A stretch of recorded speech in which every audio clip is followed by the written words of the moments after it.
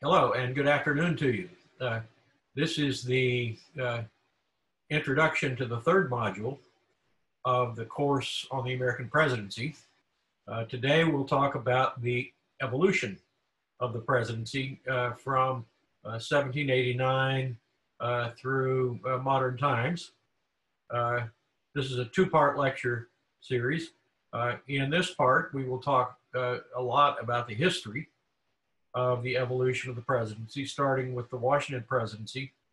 The Washington presidency was the presidency that was perhaps more responsible for the expansion of presidential power through precedent than any other president in history. We'll talk about the modes for the expansion of presidential power, whether through formal or informal means. We'll talk about the mechanisms of changing presidency, whether through legislation, through executive order, or court decision. And then we'll conclude this session with some materials on modern day tools that presidents use, including signing statements and executive orders and executive agreements. So without further ado, I will go ahead and share the screen with my computer, and we'll have a set of slides up here momentarily.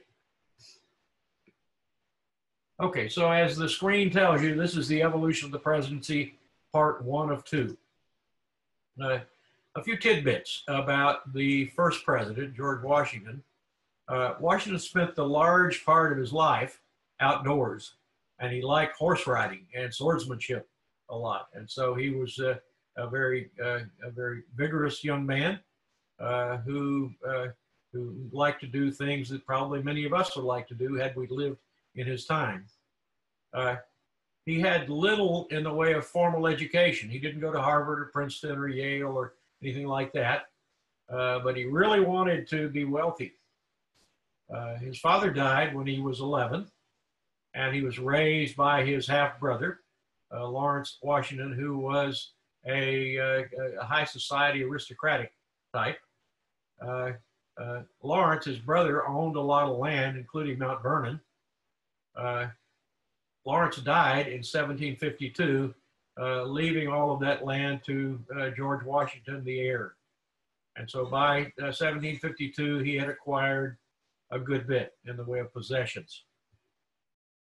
Before the Revolution, George married Martha Custis, who was a widow and the heir to one of the largest fortunes in America. This made Washington instantaneously one of the wealthiest men in America. Washington was also granted substantial land, about 500,000 acres, by the Continental Congress after the Revolution. Most of that land was in the western part of the then states. Washington was 6'2" tall, and Martha was about 5 foot tall. Now, can you imagine their appearance when they would go places together, to a ball or to whatever? Here we have this very tall man, 6'2", accompanying this very short woman, Martha, who was 5 foot tall. They made quite a picture, if you will. At 6'2", George, during this time, was a giant. Very few people grew to be that tall in early America. The reason being their diets were not conducive to a lot of growth. Washington never had kids of his own. This led some to believe that he was incapable of having children. There were fears of a hereditary monarchy among many of the founders, but with George, there was no fear of hereditary monarchy because he had no ability to produce a blood heir. As president, George received a salary of $25,000. That was about $1 million in today's money. Of that money, he spent an incredible 7% on alcohol. He especially liked Madeira and port wine. You might ask, was our first president a sot? The answer is no, he was not. He entertained a lot. And because those guests at Mount Vernon enjoyed Madeira and port wine, as did George, he spent a good bit of money on alcohol during that time. While he was president, he spent most of his time at Mount Vernon. Keep in mind that the capital of the U.S. at this time was New York, New York. And so traveling back and forth between Mount Vernon and New York was a fairly tedious and laborious thing. He splurged on a lot of luxuries, including leopard skin robes for his stable of matched horses. Washington did not have wooden teeth, as a lot of people have asserted, but he did have dentures. His dentures were made of hippopotamus bone, a very porous material, resulted in his teeth appearing to be black. That's why you never see George smiling in the pictures of him, in the portraits of him. He never chopped down a cherry tree or threw a dollar across the Rappahannock River. Washington had a very hot temper, though. During the Revolution, he swore himself blue in the face, and he cane whipped his soldiers. Thomas Jefferson reported that Washington went into a rage at a cabinet meeting. Quoting from Jefferson, one of Jefferson's letters, he said, "The president was much inflamed. He got into one of those passions when he cannot control himself, yelling that, by God, he had rather be at his grave than in his present situation." And so he was not this mild-mannered individual that we sort of imagine him to be. Rather, he was a hot-tempered big man. George Washington died at age 67 in December of 1799. This was about 3 years after the end of his presidency. His presidency ended in 1797. He died of a cold or pneumonia or strep throat or one of those things. It's not really clear what he died from in contemporary accounts. The men who attempted to save him, like most 18th century physicians, were quacks. Over Martha's protests, they bled him 4 times. They made him drink a concoction of molasses, vinegar, and butter. Yuck. They also filled him with laxatives, trying to purge the evil spirits out of his foundering system.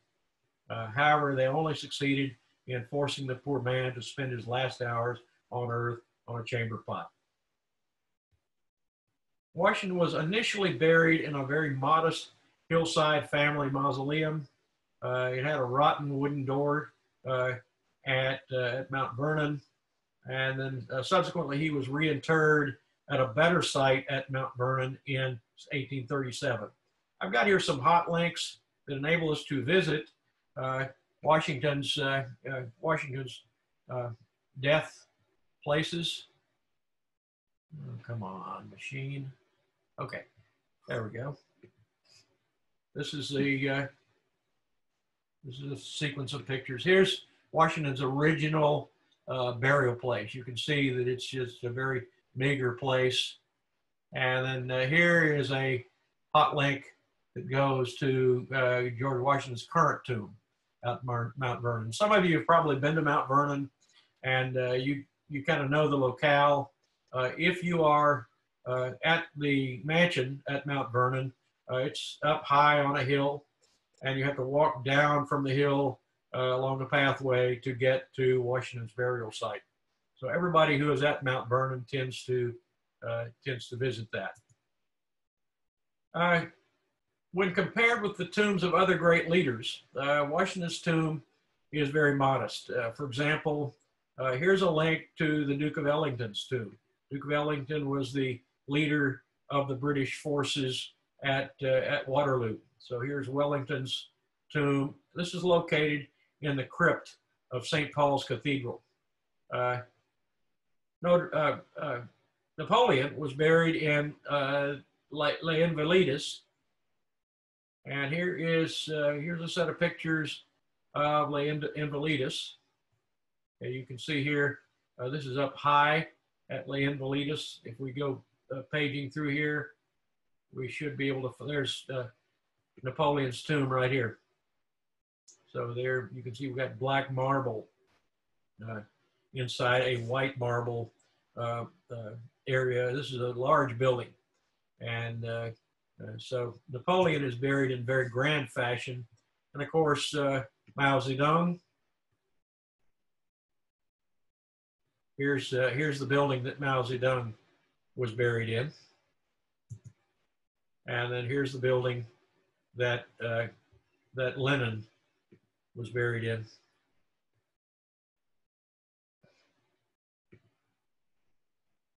And so compare Washington's tomb on a simple hillside at Mount Vernon with the leaders of other great states. So we don't have a lot of pomp and circumstance surrounding Washington's place for burial. Okay, let's get into some of the meat of this material. The mechanisms for changing the presidency. Expansion of the presidency, both the size and power of the institution, has been enabled by the vagueness and the imprecision of the Constitution with regard to what the president should be doing. Recall our discussion last time concerning the Article 1, Section 1, Article 2 rather, Section 1, Clause 1. The executive power shall be vested in a President of the United States of America. Very vague and imprecise statement of what executive power is that led to subsequent debates on the boundaries of executive power. Some would argue that that lack of clarity was exactly what the founding fathers wanted, so that the presidency could evolve through time. There have been two paths for changing the presidency through time. First, informal actions on the part of presidents that were never codified. And then second, formally altering the office through constitutional amendment or statute or formal presidential actions such as issuing an executive order. We can also make a distinction between change resulting from presidential action and the action of Congress or the courts.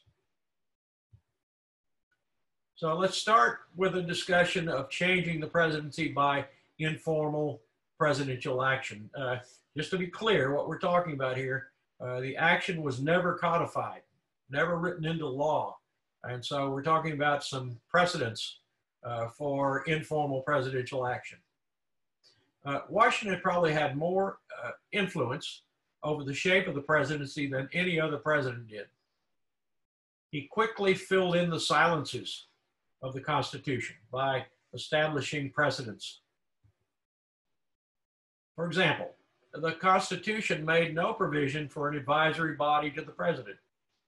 This was left vague intentionally with the statement, request the opinion in writing of those in the executive branch. Washington turned to his department heads for advice to establish a cabinet-like government on the model in Britain. He went beyond the constitutional charge, though, to request the opinion in writing, and he persuaded Congress to allow him to call for resignations of executive branch officials. So the Constitution is silent on how one gets rid of officials. It only speaks to how one nominates and appoints officials. So Congress allowed Washington to call for the resignations of executive branch officials. Washington kept the same cabinet during his first term, and then there were some changes in his second term. Washington was not a highly educated man, as I noted earlier. However, he understood those limitations, and he relied heavily on his cabinet, particularly on Treasury Secretary Alexander Hamilton, in both domestic and foreign policy. he had a long-standing relationship with Hamilton. Hamilton had been his aide-de-camp during the American Revolution. Hamilton at that time was a very young man. And you could think of Hamilton as sort of having been brought up by Washington through those military adventures together. In that regard, the Constitution invests the president with authority to recommend to their consideration Congress such measures as he shall judge necessary and expedient. But Washington expanded that authority by allowing Treasury Secretary Alexander Hamilton to make recommendations directly to Congress.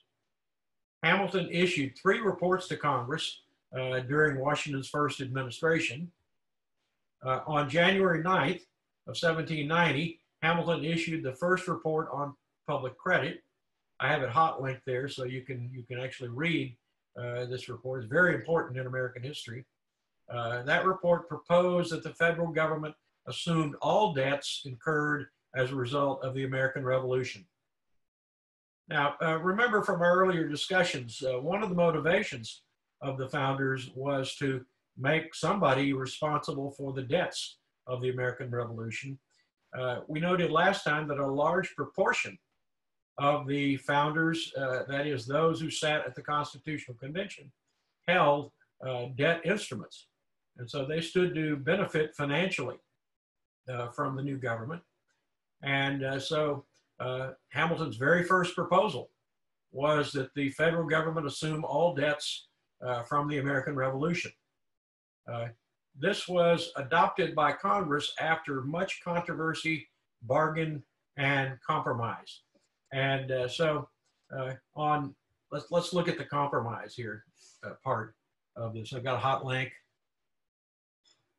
And it's called the Compromise of 1790. It was a compromise between Alexander Hamilton and Thomas Jefferson with James Madison, wherein Hamilton won the decision for the national government to take over and pay the state debts, and Jefferson and Madison obtained the national capital for the South. And so this resolved the deadlock in Congress over Hamilton's first report. So the reason why we have a capital located just at the cusp between North and South, but it was carved off from the state of Virginia to become the District of Columbia. Part of the reason for that, in fact, the reason for that, was that it was part of the Compromise of 1790 between Hamilton on the one hand and Jefferson and Madison on the other hand. Of course, Jefferson and Madison were both Virginians. Then, about a year later, on December the 13th, 1790, Hamilton issued the second report on public credit and proposed the establishment of a national banking system to support business activities. This too was adopted, but became the basis for continuing controversy and political conflict between this time and the Andrew Jackson administration. Then another year later, on December 5th, 1791, Hamilton issued the report on manufactures, recommending policies to protect through tariffs and subsidies wealthy individuals who would expand American commerce. This too was partially adopted after a significant initial opposition. There were things that diverted attention from congressional action on Hamilton's report on manufacturers, including a financial panic, the first financial panic in American history, a scandal in which it was discovered that Hamilton's Treasury Department was responsible for aspects of the financial panic. And then also, perhaps more important than either of those, were the Indian Wars on the western part of the states. Indian Wars diverted congressional attention after there was a massacre of St. Clair's troops. Virtually all of them perished in an Indian attack. And Congress wanted to know why. Washington established the principle of supremacy of the national government and the presidency in matters of public order. Hamilton's second report called for an excise tax on distilled spirits. That is whiskey, vodka, things that were distilled into drinkable alcohol in order to provide funding for the debt and the banking plans. That proposal sparked rebellion, though. It was deemed as being injurious to those on the western frontiers as well as Southerners. And thus, the Whiskey Rebellion arose as a result of Hamilton's tax on distilled spirits. We noted last time that the president did not have the authority to call up the militia. We also noted that Congress gave the president that authority subsequently. So the original Constitution did not provide the president with the authority to call up the militia, but the Militia Acts of 1792, which I have hot linked there, authorized the president to do just that. Washington called up the militias to quell the Whiskey Rebellion, and he enlisted the state of Pennsylvania also to inform him on the activities of pirates. So Washington then established the principle of supremacy of the national government and the presidency in matters of public order. Washington issued the first proclamation. Now, nowhere in the Constitution do you see anything about the president having the authority to issue a proclamation. But Washington issued the first proclamation, and it was a proclamation that directed the country to observe Thanksgiving. And I have a hot link there, and you can see the history of the Thanksgiving proclamation. Washington assumed foreign policy power not explicitly granted in the Constitution by issuing a proclamation of neutrality of America toward the French-European War. In 1789, the very same year that Washington first took office, a revolution broke out in Europe called the French Revolution. So the European states are involved and embroiled in a war that was pitting France against virtually all other countries that had kings and monarchs in Europe, including Spain and Austria and Holland and Britain. Washington knew that the United States was in no position to engage in another war, either financially or from the standpoint of willingness to go to war, because this would divide the country. The North was pro-British, while the South was pro-French, and so going to war at this time would have probably broken up the Union. And so Washington did the wise thing, which was to declare neutrality of America toward the French-European wars. However, note that the Constitution says nothing about the president's authority to declare neutrality. And so Washington assumed foreign policy power not explicitly granted in the Constitution. Washington established the symbolic superiority of the presidency and the national government to state governments by receiving state officials, but he never visited state capitals. So this is a sort of a symbolic way, if you will, of saying, you come to me, I'm not going to come to you. The first executive order, which we'll talk about later in these materials, was issued by George Washington on June 8th of 1789. That first executive order was addressed to the heads of the federal departments, instructing them, and I quote, to impress me with a full, precise, and distinct general idea of the affairs of the United States in their fields. And so executive order number 1 was issued by George Washington. Washington also began the practice of not seeking the advice of the Senate on appointments and treaties before nominations were made and during negotiations. Rather, the word advice in the constitutional charge to seek advice and consent refers to the approval process on nominations and treaties. In other words, the president would nominate and then get the advice of the Senate on those nominations, and also the president would negotiate treaties and then get the advice of the Senate on the appropriateness of those treaties. And you can see a nice discussion of this in an article by Kreutz and Peake, who, by the way, are two former students of mine. And so Washington started the practice of not seeking advice from the Senate on either nominations or treaties. Washington established the principle that the military served the people. At the end of the Revolution, he returned his commission, the symbol of his authority, to Congress. This was an electrifying event, the fact that Washington returned his commission. If you look down through history at various leaders, you'll see that oftentimes what that leader did was take control of the military, and then after having been in control of the military, then would assume control of the government. The long history of this is well documented, from Julius Caesar all the way up to Napoleon, and even today with strong men in developing parts of the world.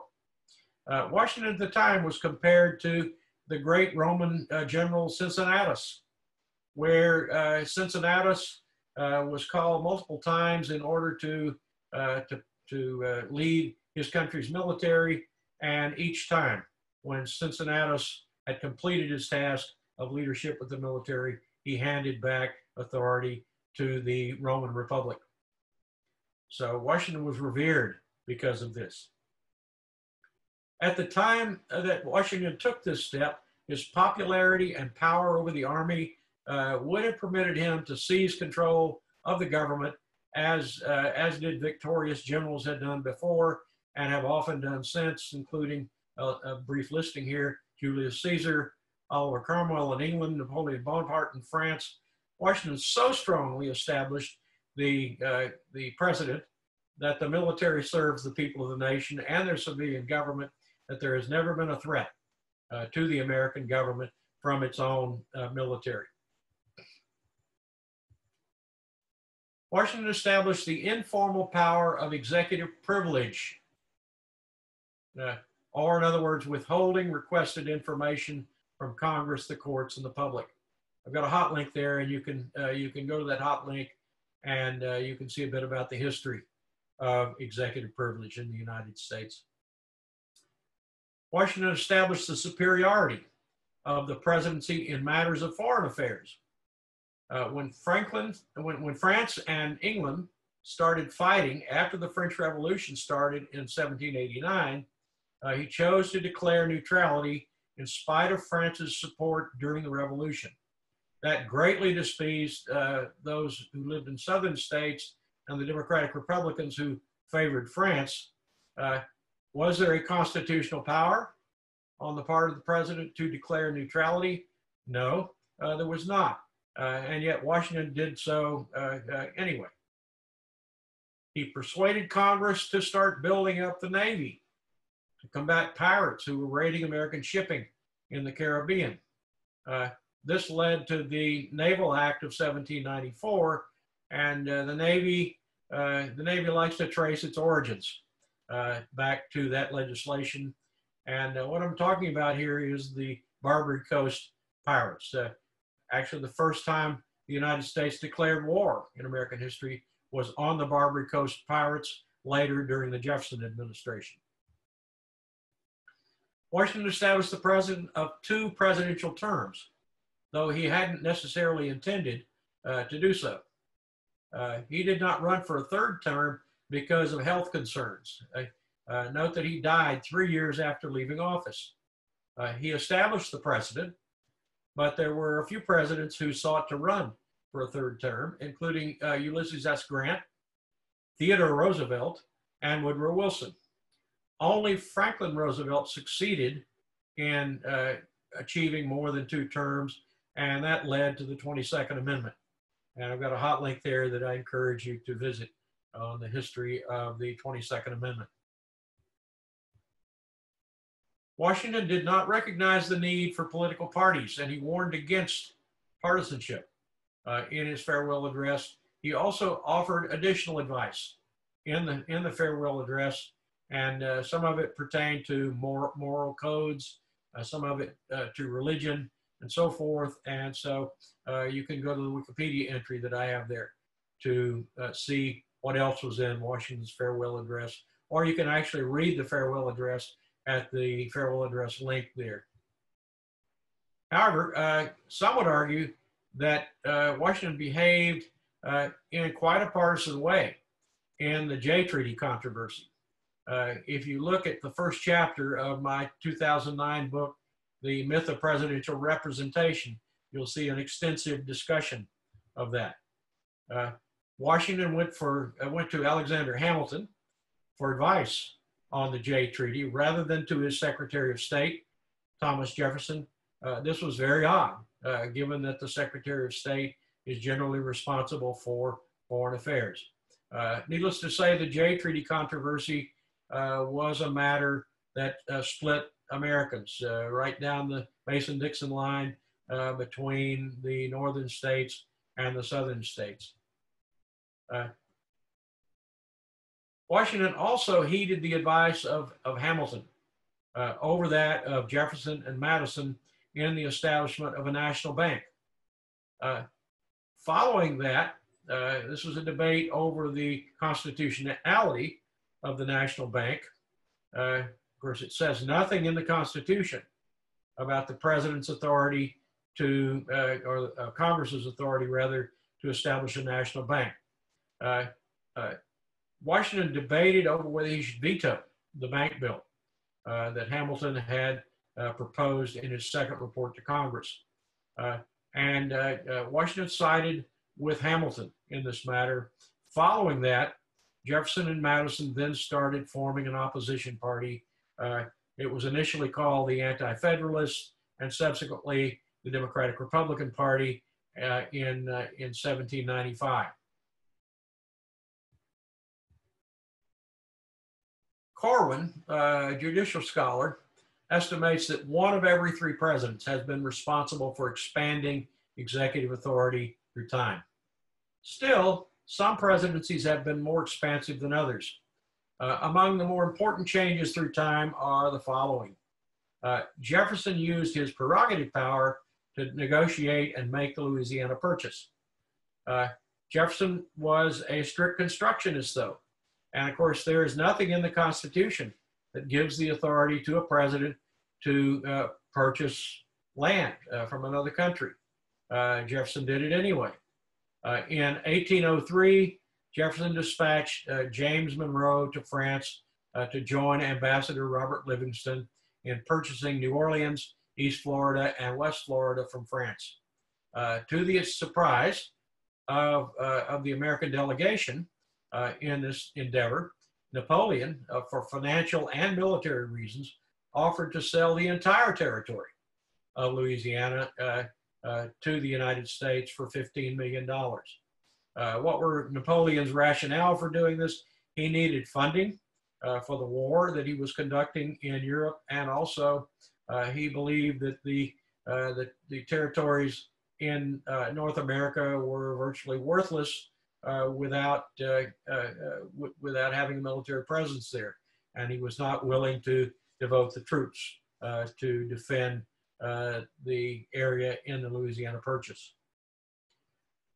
Again, as I said, the president was not constitutionally authorized to take that action, and Congress did not appropriate the money for the Louisiana Purchase. Where did the money come from to complete the Louisiana Purchase? Treasury Secretary Gallatin was forced to borrow from foreign banks in order to finance the payment to France. In fact, the American government used $3 million in gold that was on reserve in the National Bank as a down payment, and then issued bonds for the balance to pay France for the purchase. The presidential veto. President George Washington issued one veto on April 5th of 1792. The first effort to override a presidential veto did not occur until March 3rd of 1845, when Congress overrode John Tyler's veto of Senate Bill 66. Andrew Jackson expanded the role, the rationale for using the presidential veto. I've got a hot link there that will discuss this at greater length than I'm prepared to do here. Earlier presidents, from Washington up through John Quincy Adams, had assumed that the veto was to be used only when a bill was deemed unconstitutional by the president. Instead, Jackson vetoed bills he disliked based on policy preferences. No earlier president dared to do that sort of thing because the president was viewed as an individual who was to stay neutral on congressional policy. Jackson changed all that. Using the veto, Jackson effectively killed legislation for internal improvements. The Second National Bank of the United States, which he thought was corrupt, and a law overriding his authority to require payment for government land in metallic specie.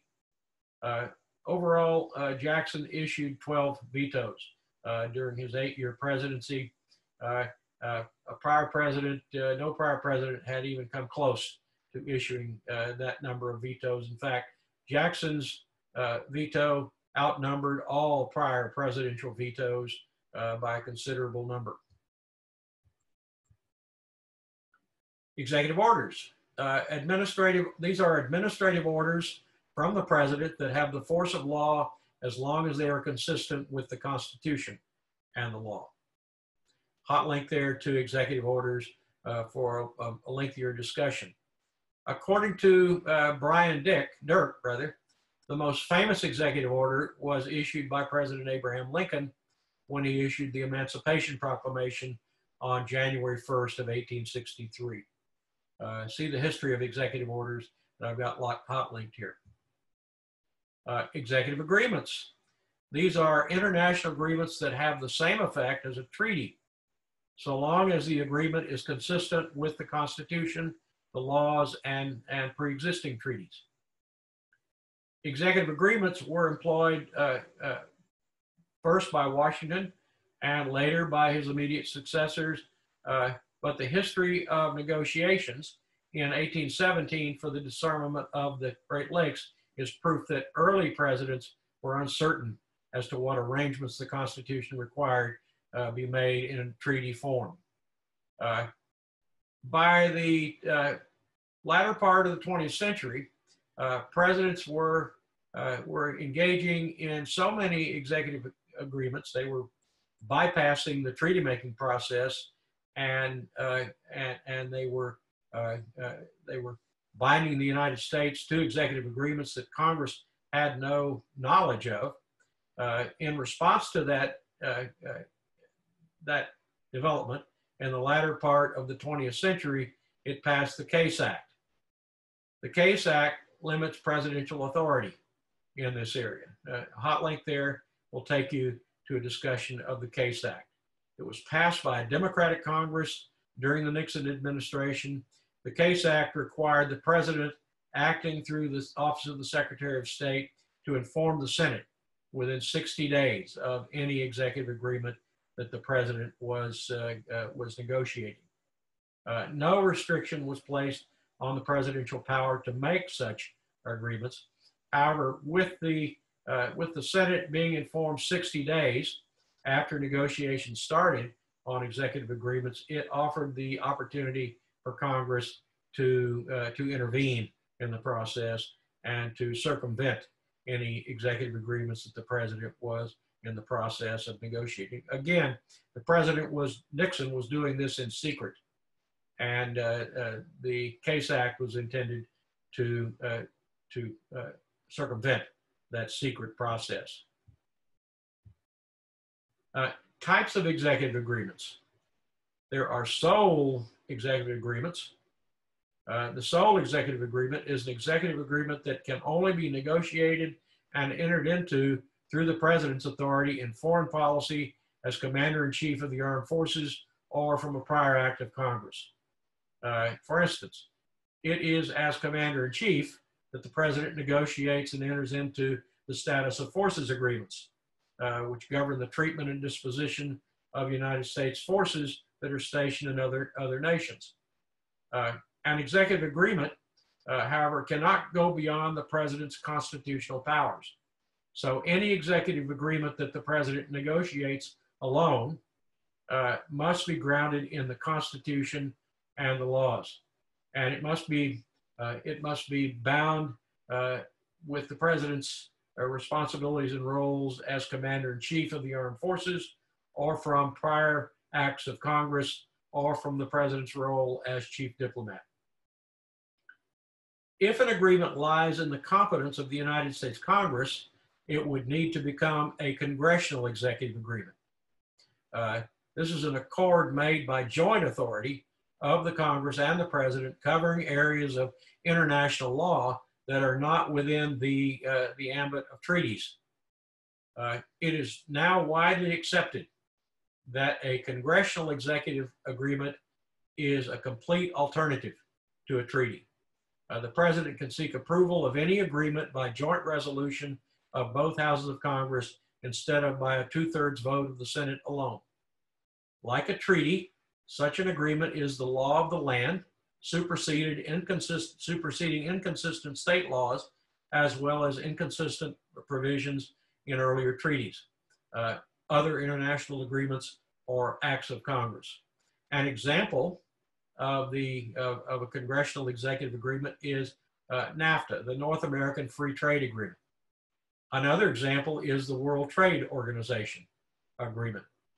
In order for the president to pull us out of NAFTA or the World Trade Organization, the consent of Congress is required. Why? Because this was legislation passed by Congress. And the only way to negate legislation passed by Congress is to go through the entire process again. So again, you have two types of executive agreements: the sole executive agreement, which the president enters into by himself, and then you have the congressional executive agreement, where the president's authority is rooted in it having been passed by Congress. Signing statements. A signing statement is a written pronouncement issued by the President of the United States upon signing a bill into law. James Monroe issued the first signing statement.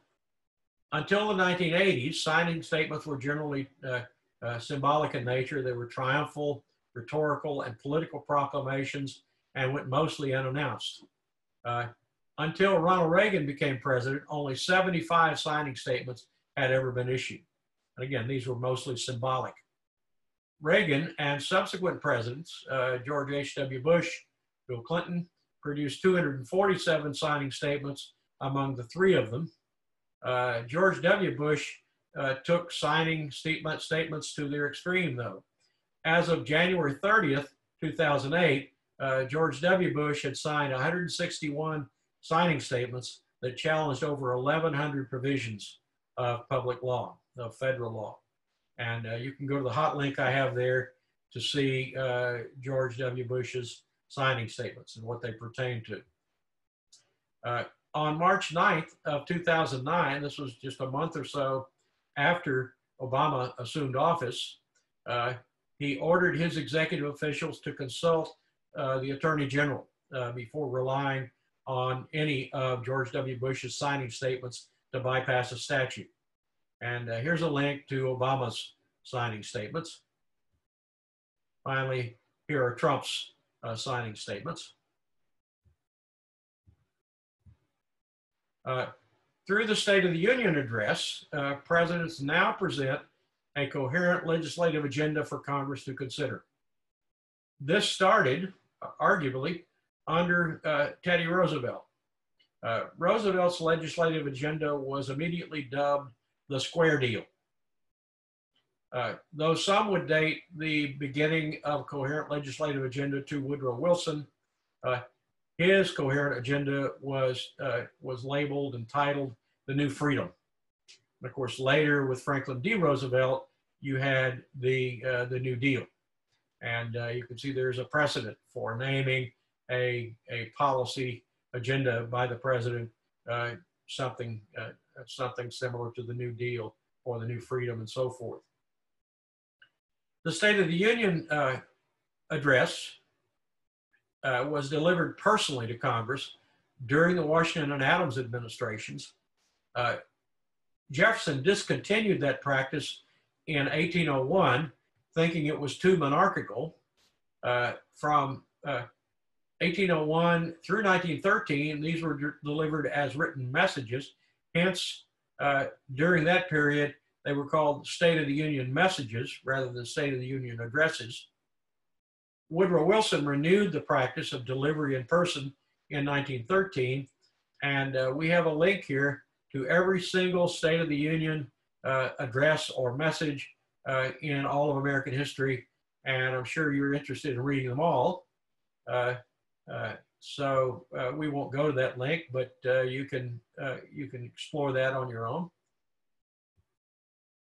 Terry Moe argues that there's a natural tendency of presidents to seek greater authority and more control over policy execution. The rational choice argument here is that it is a matter of presidential self-interest to want to control the instruments of power. Hence, the presidency has been expanded through both formal means and through informal means. So we're going to talk about changing the presidency through formal means first. The first way in which the presidency has been altered is through constitutional amendments. There have been 7 amendments that pertain in part or in whole to the presidency. And you can read those amendments by going to the hot link there. But the amendments that pertain to the presidency are the 12th Amendment that changed the mode of electing the president to take account of political parties, the 14th Amendment that restricted the former Confederates from serving as president or presidential electors, and also there is the Due Process Clause, which is a constraint on presidential and executive action. The 20th Amendment changed the period of service of the president from March 4th to January 20th and provided for presidential succession. The 22nd Amendment, ratified in 1951, provided for term limits. The 23rd Amendment, 1961, provided for representation for the District of Columbia in presidential elections. The 24th Amendment in 1962 provided voting rights in presidential elections free of taxation. This is the so-called poll tax amendment.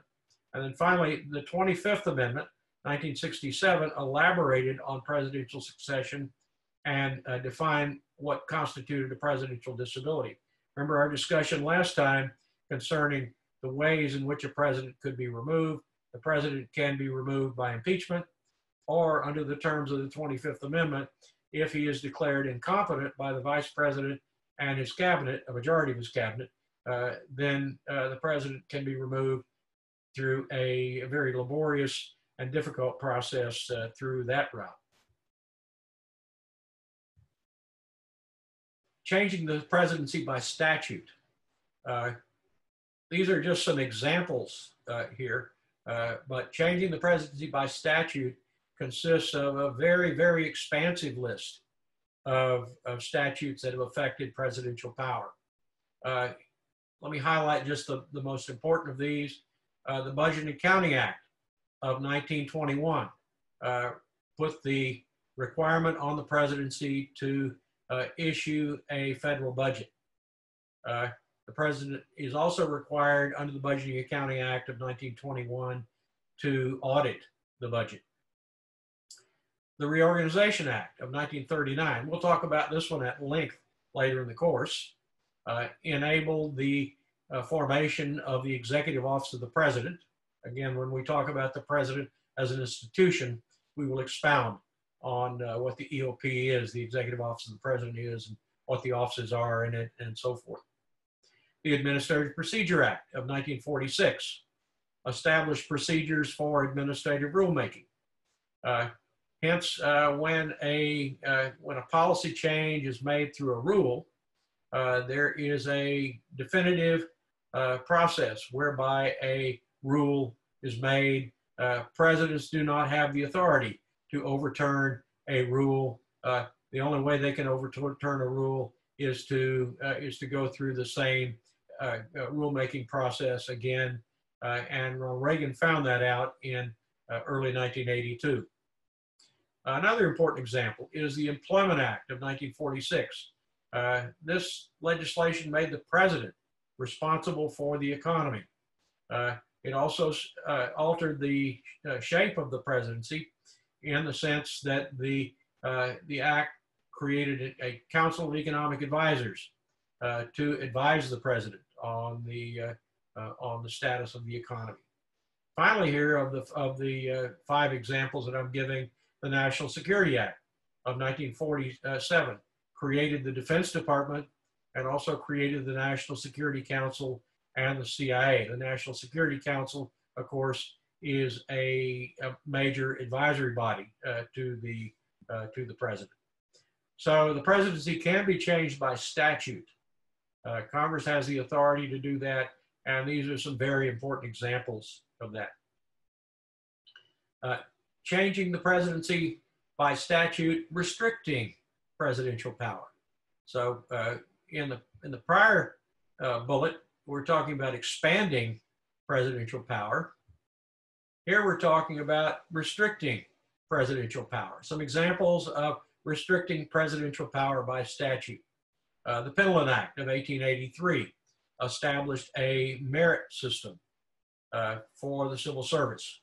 This restricted the president's removal ability and also eliminated the spoils system that had existed from Andrew Jackson all the way up through James Garfield. The Case Act, we mentioned it a minute ago, of 1972, required the president to report international agreements to Congress.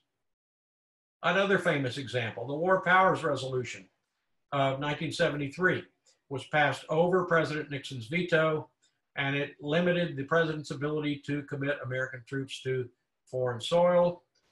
Presidents have, I don't want to say they've disregarded the War Powers Resolution, but they have tiptoed around the waters associated with the War Powers Resolution, actually not agreeing that they must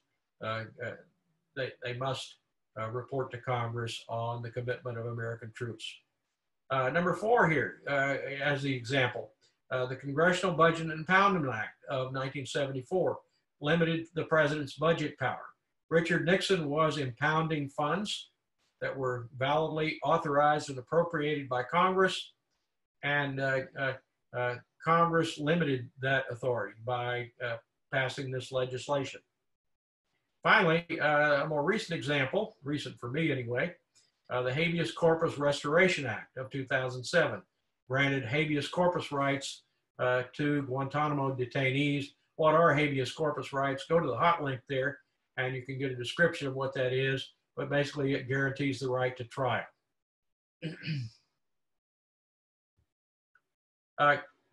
The executive can also be changed by executive order, and various executive orders have been used to create federal agencies, such as the Environmental Protection Agency. It was created by Nixon in 1970. Or another famous example here is Executive Order 12291, issued by Ronald Reagan. It required cost-benefit analysis of new rules promulgated by federal agencies, and a more extensive list of executive orders can be seen by going to the hot link that I have shown there on the screen. Just a tidbit more, and we'll talk about this later in the course, about Executive Order 12291.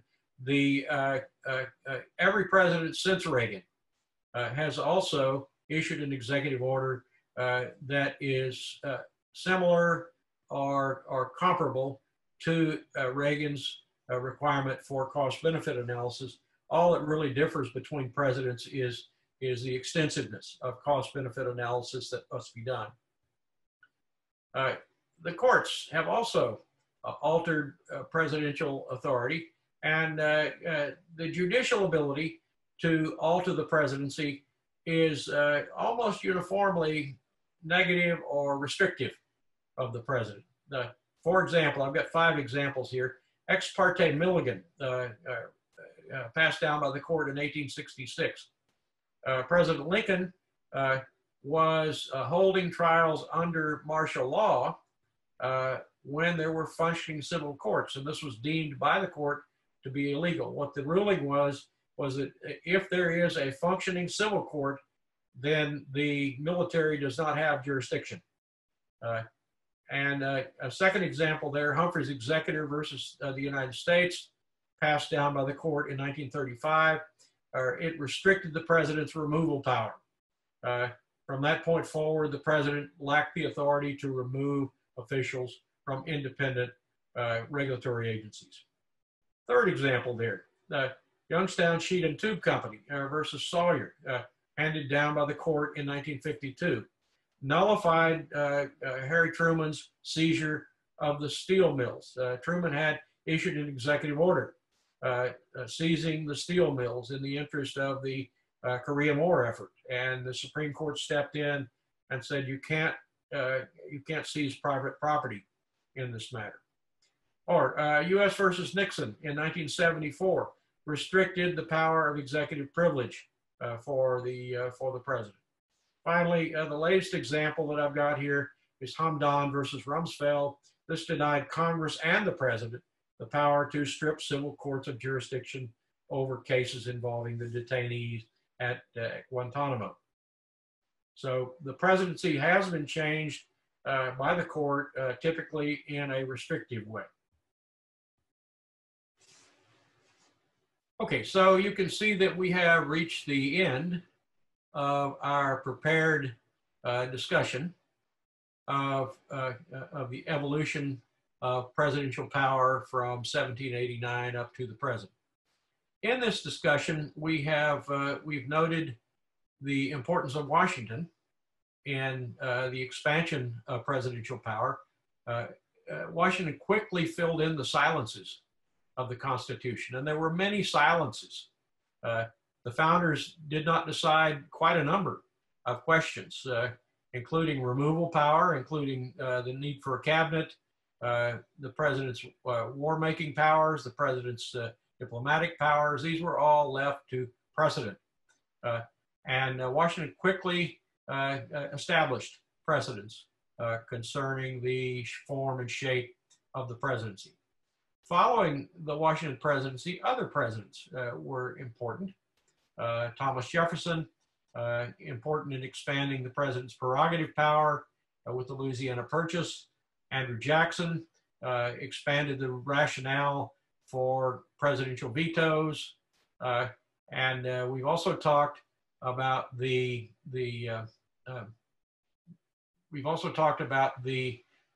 expansion of presidential power into areas that would have been unheard of by the founders, including the use of executive orders, the use of proclamations, the use of executive agreements. And finally, we have talked about the mechanisms for expanding presidential power, both formal and informal. Next time, we will talk about the reasons why presidential power has expanded through time. From now until next time, I wish you good studying and happiness and health as we prepare for the next quiz. Good afternoon and goodbye.